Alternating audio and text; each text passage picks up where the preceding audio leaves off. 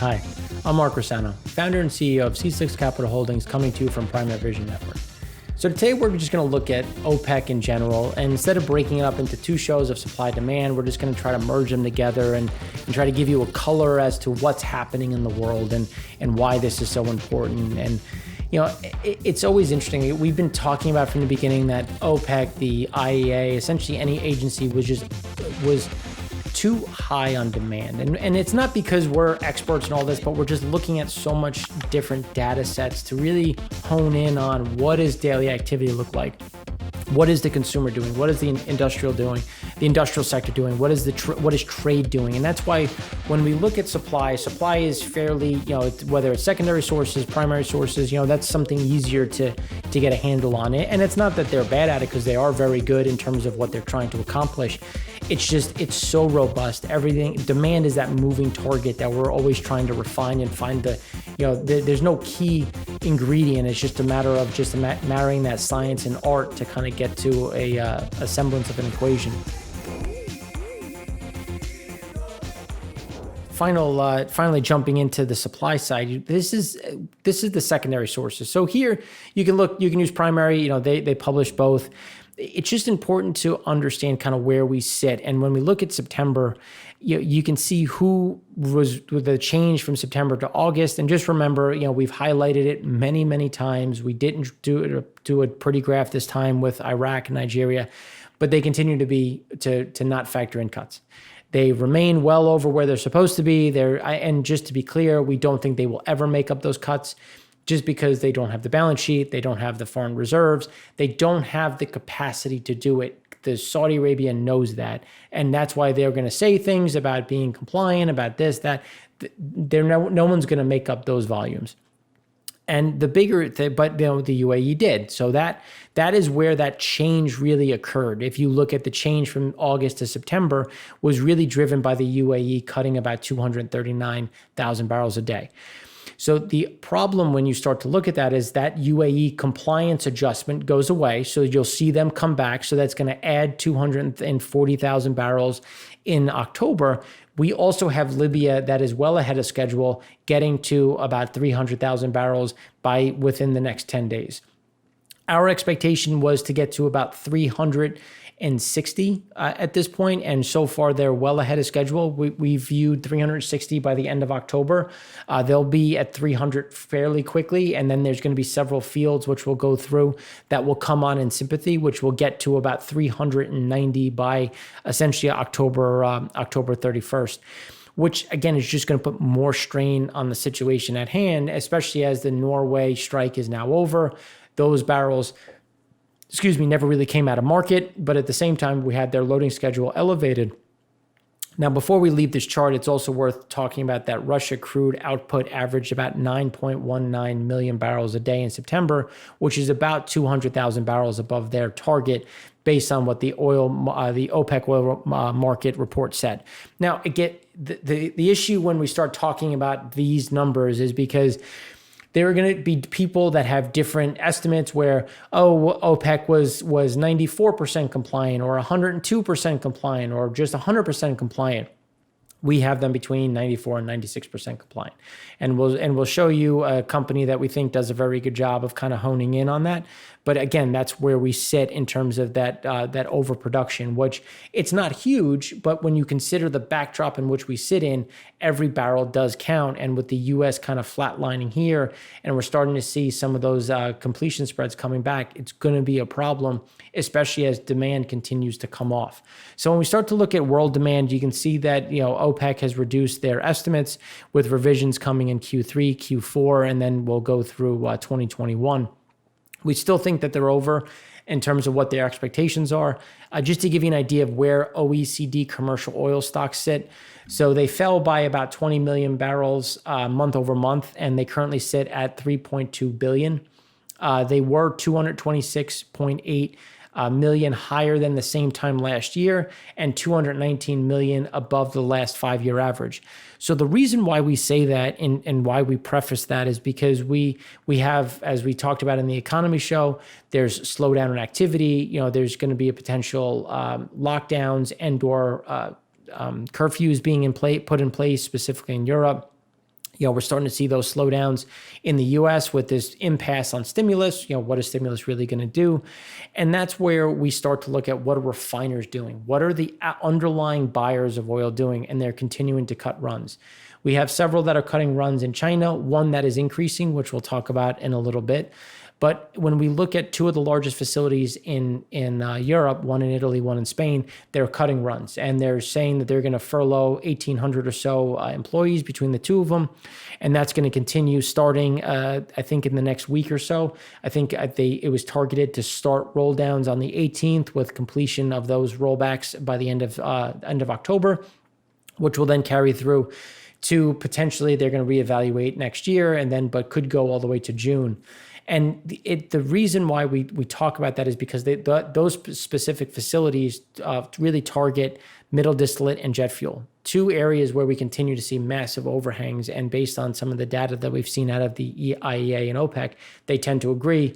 Little late to the game, but better late than never. We've been there the whole time. But the bigger issue is going to be where are we seeing drops? And Singapore.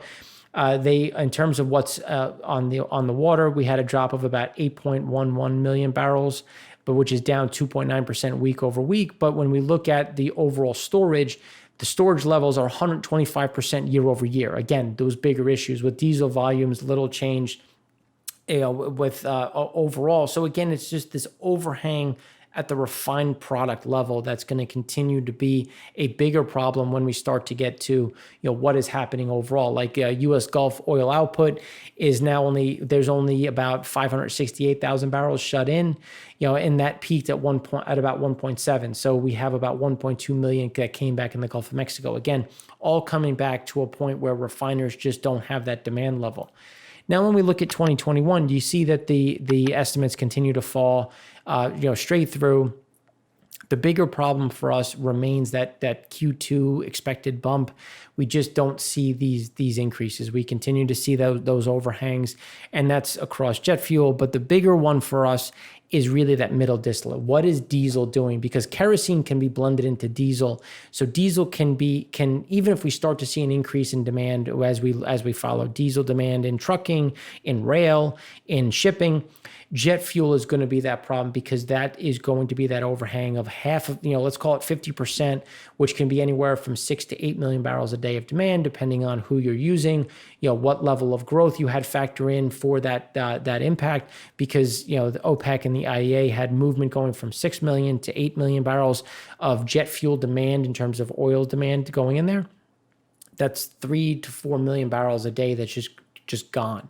And that has to be put somewhere, which is either going to come from reduced run rates or blending that kerosene into the distillate pool. And that's why we look so much on refinery intake by region. So this was a good chart that the report had. And when we look at, what is happening and when we talk about how bearish we were in demand, May, on a global level, May refinery runs was 68.7%, just thinking about, how bad things got. And even at those levels, and that doesn't even factor in the impacts that we saw in China, which was really recognized in February and March. That is more on other levels. And that's a pre-pandemic level of 83.1 million barrels a day in December, to give you an idea of how far that drop really was. The Saroch refiner which is the largest single site refiner in the Mediterranean, has cut runs. Again, it's starting. I'm sorry, the reductions will take place from October 26th to June 30th, just to give you an idea of how long that's going to be. And the Spanish refiner Cepsa is idling a part of the facility in southern Spain, highlighting weakness, again, that jet fuel side. So when we look at the refinery intake by region, we continue to see North America remaining low. We'll cover that in grave detail, probably ad nauseum, in terms of the EIA show. But the other ones that we always touch on, which we'll go through in a bit more detail on refined rates and margin, those are going to continue to be under pressure. And you can see that there's an expectation of a strong September bounce. And we had a little bit of a resurgence in September, as we had some benefit in rates, but those are starting to pare back again. And now we're starting to see that roll over. Now, to be fair, October into early November is a key time when we have a shoulder season. The question is going to be, what does that look like overall? We have Russia, which is remaining low. They're lower than normal. We have the Middle East, which is facing their own resurgence of COVID. We have, again, that coronavirus impact, which is just creating that overhang for demand. So if we don't have the oil going into local refiners, we have it going into the open market, which is, again, putting more crude on the water. And when we start to look at the fall in prices, you have to appreciate what is happening at the public finance level. And this is just an example of what's happening with Saudi Arabia being really the strongest country in the OPEC plus agreement. And you can see that the inherent just deficit overall. Now, the state has boosted non-oil revenue sources, as you can see based on this highlight, which has started to come off in 2019. But the overall deficit in terms of that revenue started to pare back. You had in terms of what is the surplus. The issue is going to be what is going to happen with Saudi. Where are they can if they can manage it, but others can't. Well, that's the overall problem. Is Nigeria, Iraq, Libya. Why did Libya start? Did they automatically come to peace? No, there was a ceasefire because people stopped paying them to not produce. And that's where you have them coming back. And now you have the NOC and essentially the Central Bank of Libya saying that they need to get to about 2 million barrels a day to cover cost. So again, not to say that they can, because they can't. I mean, that's a huge ask with the fact that they peaked at 1.2 million barrels a day after Gaddafi. And now the issue is going to be how quickly can they get back? And the fact that they were able to get back as quickly as they were means there's less damage. But again, we'll go further into that. Now, when we look at who can carry some of the weight, Saudi Arabia continues to be over compliant, coming back to balance sheet strength because they don't need that money as badly. They need it. They're in deficit. They have that problem, but they don't need it at the same level.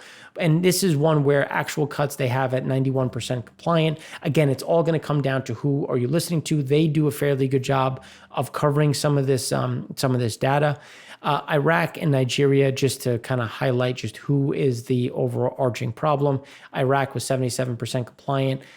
Nigeria was 82%. And the issue is Nigeria is increasing loadings and Iraq is increasing Basra loadings. So again, not only are they non-compliant, we actually see more crude coming on the water, and Nigeria really unable to sell. As we went through the remainder of September and into October, we actually saw prices come down as they were trying to just incentivize people to take crude off their hands, which we'll talk about in a little bit. Weaker margins continues to be that bandwidth. We'll go into a bit more detail on this, but the diesel premium to crude is just a fraction of what it was. And this is going to be the problem. This middle distillate is going to be where refiners really make that decision of, am I coming back? Am I staying down? Which is going to be that overall headwind to total oil demand. And we really haven't seen middle distillate storage come down to the levels it needs to be to see those refiners come back, because one, demand is weak, which means that refiners just can't make money, which is going to keep them depressed, which is going to keep them from buying more oil. Now, when we start to get specific in terms of Urals margin, this is looking at some different processes to kind of calculate where things are. You can see that we still either are just above zero or right below zero. So you're still losing money creating any product, which again is just the inherent problem when we look at what is oil demand going to do. Well, people aren't making money. And now you have more issues coming in terms of some of those daily activities, getting depressed, some of those issues overall. That's going to be that overhang. So this is just looking right now on Urals on an aggregate. Now, when we start to look at Singapore, looking at that Arab Light, we saw a nice little spike in terms of going back above zero. But again, we're starting to see that roll over again. And it's more about why did we see that spike? The spike happened because we saw China starting to cut back runs, which means that we had a little bit of an increase. We saw some movement on the distillate side as some of that flow was pushed into Europe. Now Europe is actually kicking some of that out, sending it either into West Africa or into the US, because again, Europe is flooded with middle distillate, which is going to be a bigger problem as we saw refiners announcing new run cuts. Now, mind you, the run cuts that are being increased in Europe are not factored into the current equation, which means that run cuts are going to go lower, which means that oil demand is going lower in Europe overall. So now that when we look at what is global trade doing, and we covered this in the econ show, and this is, we use the WTO data, and this is just looking at OPEC data, taking in some other components, and you can see that again, that kind of what global trade volume was, where global trade value sits. The bigger issue is going to be volume, because volumes remain depressed overall. Excuse me. And then when we look at global trade levels have recently recovered from those lows, again, things that we've talked about.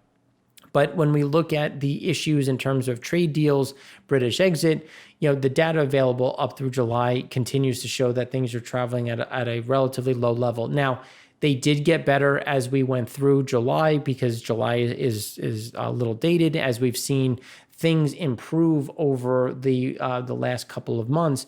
But again, now that they've improved to the levels we talked about in the econ show, they're starting to roll back over now that those supply chains have been caught up. So world trade levels declined 6.6% in July. Again, things that we've talked about.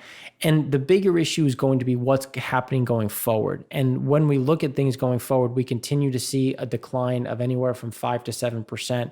And those are things that are going to continue, especially as harvest season ends, grains don't move at the same level.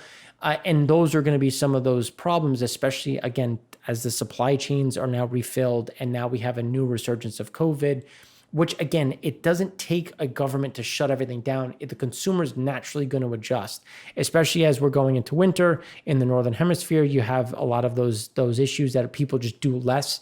And with just job uncertainty just means people will spend less, which is going to put more weight on just total demand. So now that when we look at, what is Russia doing? What is the total flow? So Russia's pumping more crude, but again, they're allowed to. They're still over where they're supposed to be, depending on what data you use. They produced about 9.2 million barrels a day of oil. This shows closer to 10. That's because this also includes condensate. Condensate is backed out.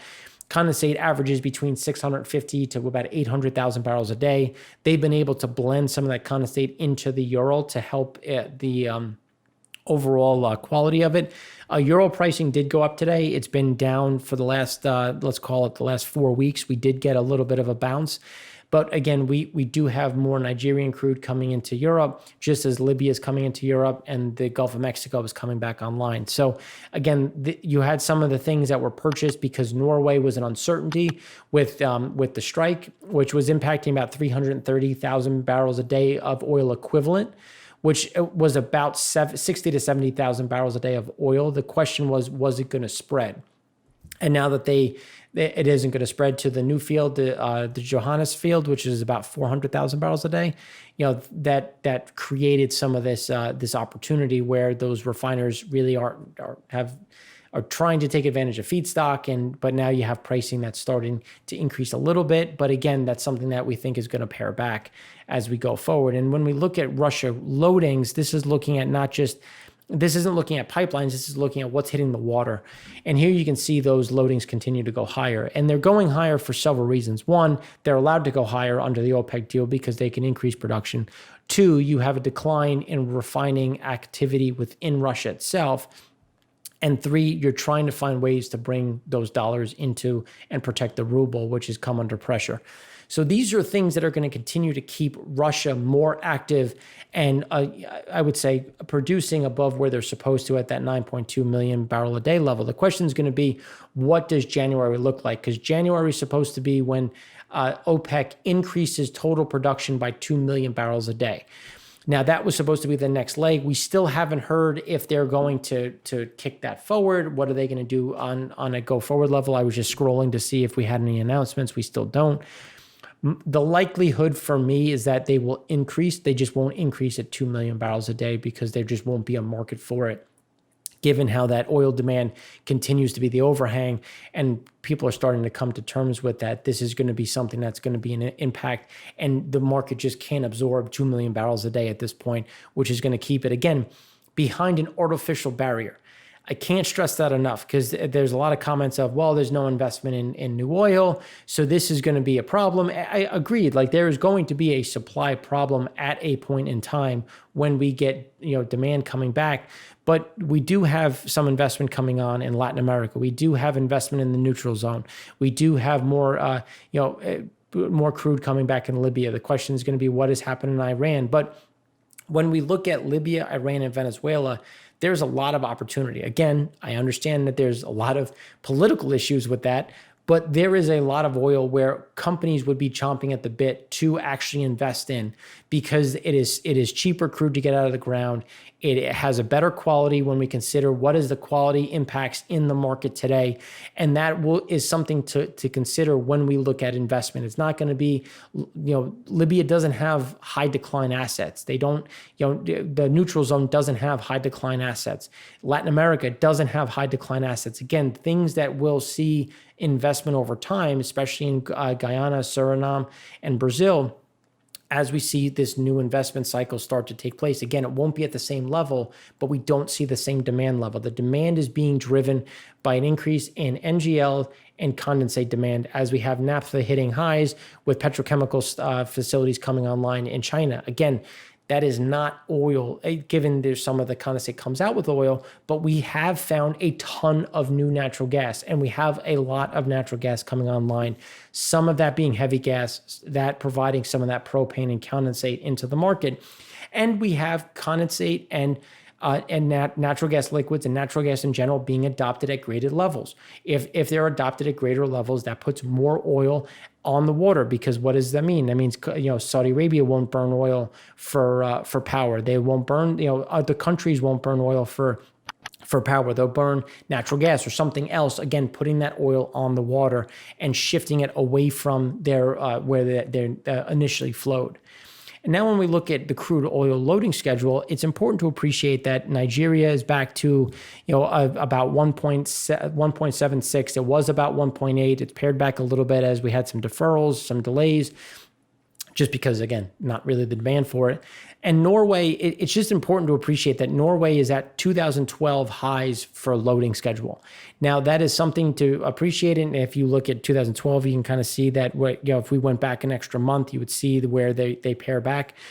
But again, Norway is increasing. We have more crude coming to market. Angola remains relatively flattish, month over month, as Chinese demand just isn't really there, which is where a lot of their oil settles, anywhere from 60 to 80%, depending on not only the contractual, but also the spot market and where that crude goes. So that's going to be, again, the problem is not that when we look at the loading schedule. So yes, production can be flat, but what are exports doing? And exports are going up because there's less local demand, which is putting more oil on the water, especially as we look at Norway and Nigeria going forward. Now, when we look at Norway loadings, I just wanted to highlight again, what this looks like and kind of pull it back and put a focus point on it. And so just to give you an idea of what the actual a strike accomplished, 79,000 barrels per day came offline.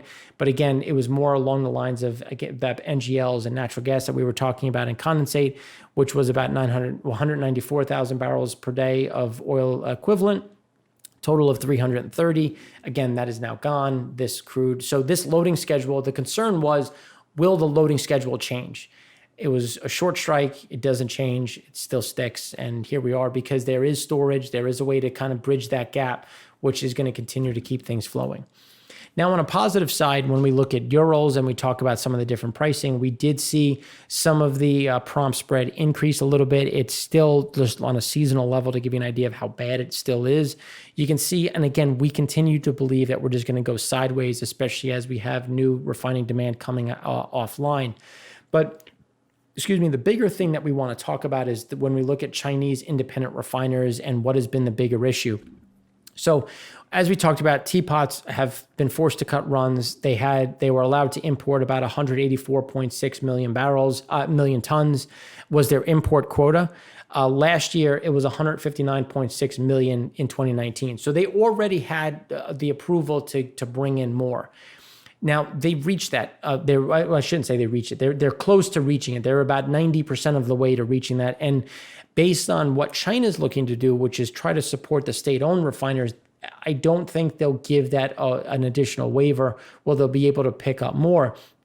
And just to be clear, the teapots account for a large portion of spot cargo buying and what's happening in the market. Now, The one thing that we have heard and that we have seen is a mega refiner is coming online in China. They're going through a test run, the Rongsheng petrochemical company. And when you look at what they've done out of their Singapore unit, they've purchased about 7 million barrels in the spot market. So that has provided some uplift. But just to be clear, they've purchased 7 million barrels in the spot market. And we barely had a move in some of these levels because there's a lot of floating capacity out there. A big comment has been made about, what is Chinese flow doing? What does it mean? And we'll go through that in a bit more detail. But again, this is going to be a short-term bump. And it's something where, when we look at other refiners in China itself, as we talked about last week, state refiners are actually coming down. We've seen about 5 to 10% come out of the market, two of them, some of the larger ones. And now the teapots are going to be forced and have been forced to cut runs. So while we do have one refiner coming up to run test runs to get things operational, we do have offsetting declines across the board within China itself. So yes, we did have an adjustment. Some crude came off the water, but it went into storage, as we did have an offsetting increase in refined products, which again, China's focus: increase imports of oil, increase exports of product, try to make that arbitrage, which the U.S. does so well. So when we look at the benefit of Libya, it's important to appreciate where things sit. So the field that was initially pumped 40,000 barrels a day is a Shahara field if we want to look at this on the western side. And now they think they can get to about 300,000 barrels within a 10-day period, which is good because it means that there's no damage. So the reason why you start with 40, make sure everything's fine, there's no holes, there's no corrosion there, and then you start to increase exponentially, which is nice to see what they'll be able to get to. Now, this would double overall Libyan output by about 600,000 barrels a day.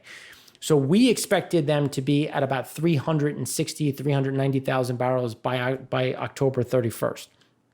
Based on the speed in which they can get this field online, they'll be at 600,000 barrels by the end of the month. So again, put into context. Now, do I think they get to 600? No, there's always an issue along the way. There's always going to be some sort of problem. But El Feel, which is just to the left, is another 70,000 barrel a day facility, and it requires Shahara to be online completely because they feed off of each other. So those are two pieces where if one comes on, the other is going to follow. So that's going to be another 70,000 barrels that can come on quickly, given barring any issue in terms of problems. But again, Libya needs the cash. So there's a lot of reasons why they're going to try to get to that 600,000 barrels a day, which still isn't truly appreciated in the market, which is just already adding fuel to a dying fire that in terms of where the refinery demand is. Now, what does this mean for jobs? This is just a little quick segment on what's happening with jobs. And here Deloitte does a good job of kind of where this pandemic is shaking out in terms of pre-pandemic job losses, pandemic, and then consensus forecast. And we continue to see that there's going to be a prolonged downturn where the jobs just won't come back in the same level. And this is looking at oil, gas, and chemical jobs because we're seeing that rollback. We're just not seeing the demand. We're seeing those pivots, which is just going to be a bigger overhang in terms of where that demand is going to sit, where the problems are going to reside. And again, it just comes down to, where are people going to get these jobs? How easily can they be replaced and go somewhere else? And when we look at the big three, you can see what the reductions are going to be across the board.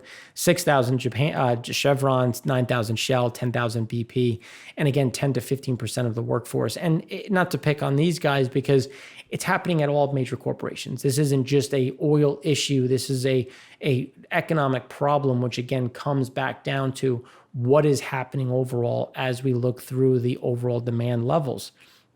And when we look at BP and we think about, Shell and what's happening in Europe, where is that investment going to come from? And when we look at the North Sea crude loadings, you can see that, they're back to a seasonally adjusted all-time high.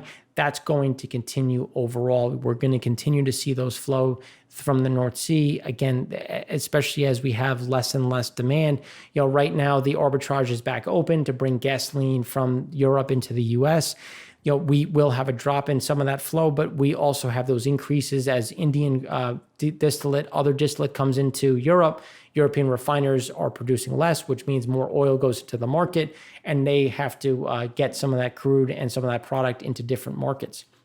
So when we look at, OPEC, because OPEC itself, when we look at oil exports, again, coming down to not just production, but what is happening in the export world, you can see that when we look at Saudi Arabia, we see that there was an increase of 291,000 barrels a day, and this does not include the neutral zone. And then as we go forward, which is again on the month, about 6.173 million barrels per day in September, a 4-month high. So Saudi's pumping and exporting at a 4-month high. Under the OPEC output, they can be at 8.99. So again, they're right within that compliance level when we look at production. But even as production stays within margin, their exports are going up. So production flat, exports up means more oil on the water, even though production is sitting flat. Why? Because again, refiners less active.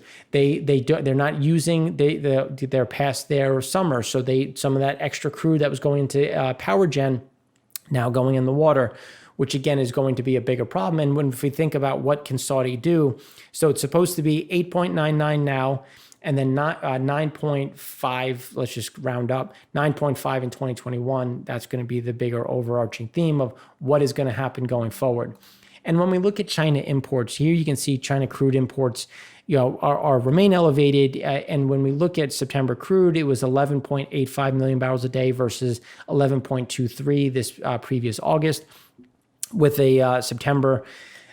And in August, it was, when we think about what's happening going forward and where is this going to go, you can see that things are starting to flatline. And the reason why they're flatlining is, again, we keep getting these overarching themes of what is happening going forward. And those rates remain robust in some areas and declining in others. So it's always going to be refilling storage. So we have more storage being refilled. There's been some purchases to backfill some of this crude coming off the water, but not the same level, because they're trying to normalize, but at the same time, demand is a problem. We saw that with the travel that we talked about last week, where even during Golden Week, you didn't see the same purchasing. You didn't see the same travel. You didn't see really any foreign travel, which again, the local consumer remains problematic. The local industry and on the industrial side remains a problem, which is going to keep things relatively stable. So relatively depressed when we look at the overall runs and seeing any real stickiness to some of these import increases. And while the new capacity, so 3 Chinese teapots, they submitted to get an increase in licenses, so far haven't been announced. If that's been increased. But while new capacity provided a temporary increase, high fuel stockpiles and constrained quotas for the private refiners are going to be a bigger issue going forward. Again, coming back to the high fuel stockpiles, which again is either going to be exported or consumed. So far, they've been trying to export it in greater quantities. If you're exporting in greater quantities, other refiners have to come down. So you can see how it's all linked together. And again, as we go forward, PetroChina and Sinopec, they saw their throughput fall in September. So we continue to see those rollbacks. We've been talking about it in terms of overall. We continue to see this collapse with the amount of crude being run, with a decrease of anywhere from 5 to 10%.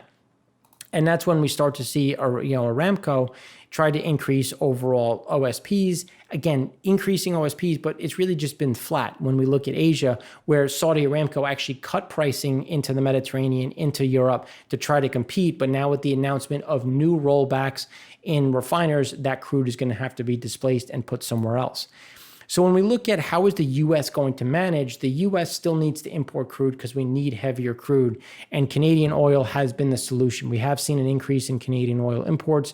That is going to remain relatively robust going forward. The question is going to be what happens as we start to see some of this turnaround in some of these refinery runs.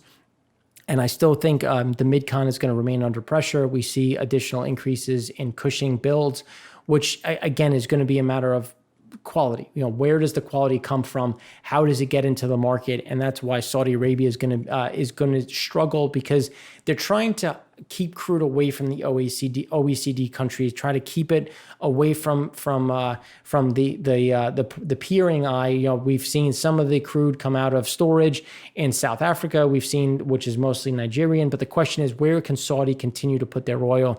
Some of their short-term storage is filling up. They have about 500 million barrels a day of storage, 500 million barrels of storage globally, with some of it short-term, some of it more longer-term in strategic areas around the world. The question is, how much space is there to kind of keep putting it away and trying to show something that we think is a little bit difficult to really digest. Now, we're just going to wrap it up in the last 3 slides, looking at Asian crude floating storage. Again, how did that decline? That was what the import increase came from, was really coming off the water. So India remains fairly flat in terms of what their imports are, which is inherently problematic because, again, coming back to that demand situation, which we'll cover a bit more in the EIA show. But this was really driven by China. So China pulled a lot off the water. Japan actually pulled a decent amount off the water. Again, based on the size, this was a lot of Chinese doing. But look at where we are in relation to where we have been. You see we still remain at these all-time highs. And it's starting to normalize, but it's normalizing slowly. And we saw a big uptick as we had a new facility coming on, some additional storage space, onshore storage. There was a 70 million barrel farm that was completed. Should have been completed in October. This could be taking some of that. And we did have some of those bottlenecks cleared. But we still have runs being reduced across the Chinese system. So again, this is going into storage. We still have that refined product overhang, which continues to be a problem, which we don't see dissipating anytime soon. And when we look at this, in comparison to the rest of the world, you can see global oil floating storage still remains at those April levels. We see it kind of flatlining here with a little bit of an uptick, but really nothing meaningful. The bigger issue is going to be Asian floating storage, which is going to remain elevated. But the bigger problem, which we continue to talk about with more crude, even if production's flat, exports are increasing, crude oil in transit. So we're seeing an uptick in crude oil in transit, even as refiners are just not seeing that same type of turnaround. Well, not seeing the same type of utilization rate. So as it increases in transit, that has to go into one of, essentially 3 places. It either goes into onshore storage, floating storage, or into the refiner that's turned into something else. And that's where we continue to see a problem and that's the oil in transit is something to watch, because as oil floating storage comes down, is it going to be replaced with things that are either slow steaming, or just in the wings? And we're starting to see some increases in VLCC rates. Again, still low, so there's still some movement. But again, this is going to be the bigger overarching problem as crude oil on the water and crude oil in floating storage and crude oil in transit overall. Now, when we look at what's happening at some of these key areas, specifically the West African and Middle Eastern areas, we continue to see those upticks. We guided to it last week. We said that we saw some of these increases coming, and here they are. So that we see this rising in the Middle East. West Africa is slowing down a little bit as we had some coming out of storage in South Africa. But given where loadings are and where deferrals have been, when we now factor in Nigeria increasing spot storage, and as Iraq continues to increase Basra, as we have OPEC nations in general increasing their overall exports, we think that the Middle East floating storage is going to continue to increase. North Sea is one to watch as we see additional, as we see additional floating storage. This is going to be more problematic as we see those refiners coming off. This is going to be something to watch as to, is it getting into the market or is it going into storage as these facilities come online and those loading schedules out of Norway, out of the North Sea continue to remain elevated. So I know we covered a lot. There's a lot of different components and capacity in terms of supply, demand, what's going to happen. We still see a lot of headwinds. Unfortunately, the chart doesn't look overly bullish, and we need to see capitulation to the downside to get that spring to the upside. And we just don't have that based on the demand factors that we're looking at, especially as we factor in refiners and where the world is headed in terms of just general activity. So if you have any questions, please reach out. As maybe you can tell, I do have a passion for this stuff. I love it. So we look forward to touching base and talking more. Again, I'm Mark Rossano, founder and CEO of C6 Capital Holdings, coming to you from Primary Vision Network.